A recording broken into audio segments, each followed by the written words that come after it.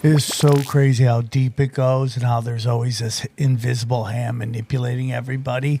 And they use this fractional reserve banking to basically bribe everybody. Like they buy off everybody with fake funny money, okay, while they take back literal physical assets.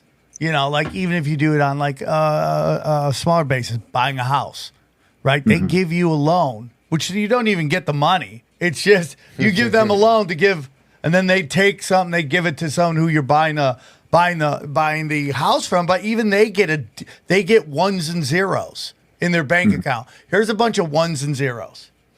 Okay, so they're gone with their fake money, and then you got to pay them back your money. And let's say you default, so they give you a loan that you can't really pay off, and they know you can't pay it off. So you default on the loan. Guess what they do? They take back a real asset. Yep. Now they own the house. No, well, yeah, there's that, and the banking is, the mortgage. They mortgage life, and they have this power to create money, which is subcontracted to them.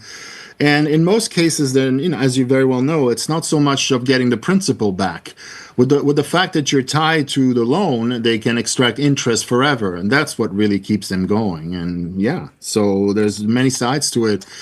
And the problem, however, also in terms of revolution and revolt and rebellion and so on and so forth, is that a lot of us, anybody who has a bank account that earns money participates in this usurious extraction of wealth from others. So it's it's complex. This is why I always say here, also in Italy, and people, and we're talking, what should we do? And I said, well, what should we do?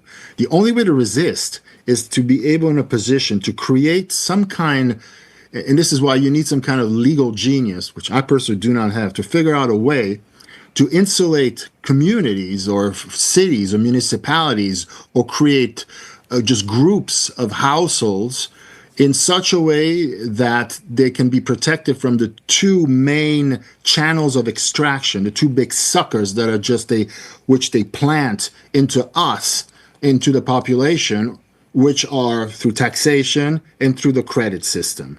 So if we're able to control these two autonomously, with people's banks separated from this, an economic circuit linked to them, this is how we could resist, and also try to distance ourselves as much as possible from being taxed. But you realize that at this point, it's open warfare, because to them, these are the two main ways of controlling the population. So from the moment you start to advocate such a thing, you become Public enemy number one. You become an agitator. It's very dangerous. It's very dangerous. And so there's lots of good people, even some really hippies that are all into this money reform. And I know them, and I talk to them, and I tell them, look, if you want to be real about this is really dangerous, because you're going at the heart of the problem. It's not so much they come with bludgeons and so on, or they extract wealth with physical threats. It's not done like that anymore. It's those two things, and so they got us framed pretty well. When you see the president of Argentina now doing tax reform and cutting out like 90% of the taxes, what are your thoughts on that? Do you think that's real at all? Does it have any chance of doing anything? That's a good question. I don't know. I don't know what's happening in Argentina. I haven't studied it. Yeah, I mean, he seems to be cutting down the taxes.